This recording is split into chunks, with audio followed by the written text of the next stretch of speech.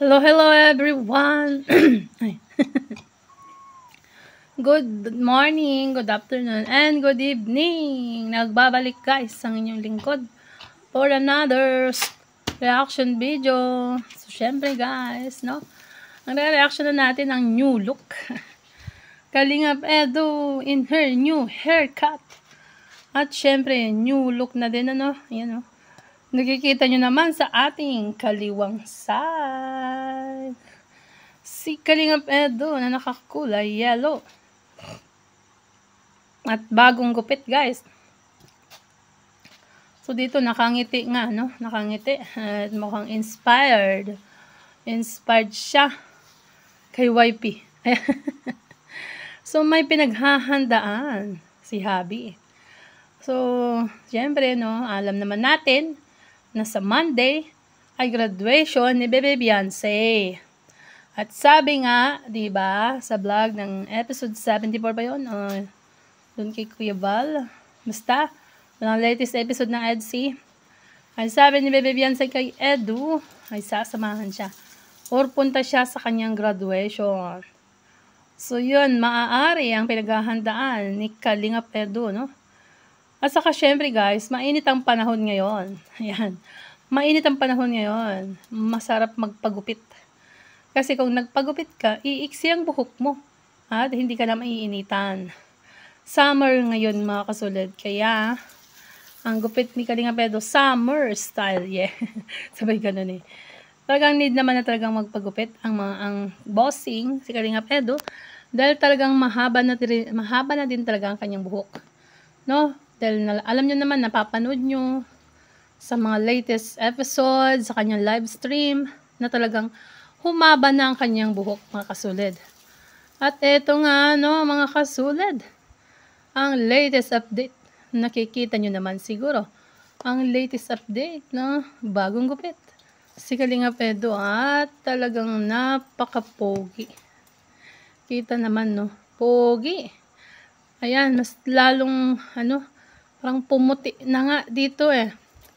At saka ang kulay ng damit ay parang magkaparehas sila ni Bebe Beyonce ngayong araw na to. Ngayong araw na to is April 28, no? Si Bebe Beyonce nag-TikTok, nakakulay yellow din. Wow, nag-usap ba kayo? Nag-usap ba ang dalawa, no, mga kasuled? Ayan, 'di ba? Latest update 'yan. Ito na lang may bubulong ko sa inyo. Legit na bulong ito, no? Legit na bulong dahil talagang nagpagupit si Kalingap Edu. At binulong ko nga 'yan, no? Binulong ko 'yan sa live ko. Kakatapos lang. Alas 7 kanina. Ngayong araw na to, April 8, pambira. April 8, ayan. Ang kulit-kulit ko. So mga kasulid, sa mga bashers dyan na hindi natigil, na kung ano-ano ang mga pinagsasabi, ay tumigil na nga kayo, no? Ayan, so sa mga dyan, supporters, wag kayong maniniwala sa kung ano-ano mang mga pinagsasabi ng mga bashers na yan, no? Maniwala na lang kayo sa napapanood nyo, sa nakikita nyo, sa kanilang kilos, sa kanilang galaw, ayan, doon na lang kayo maniwala. Wag maniwala sa kung sino-sino man, ang mga nagchat-chat, o kung ano pa man. Ayan, itong picture na to ay ni-screenshot ko sa upload ni Kuya JC The Barbers. So kung hindi pa kayo nakasubscribe sa kanya, ayan, pwede nyo subscribe. Pwede na rin yung panoorin doon ang full episode ng upload na to ni Kuya Barbero. O JC Barbero pala, I mean.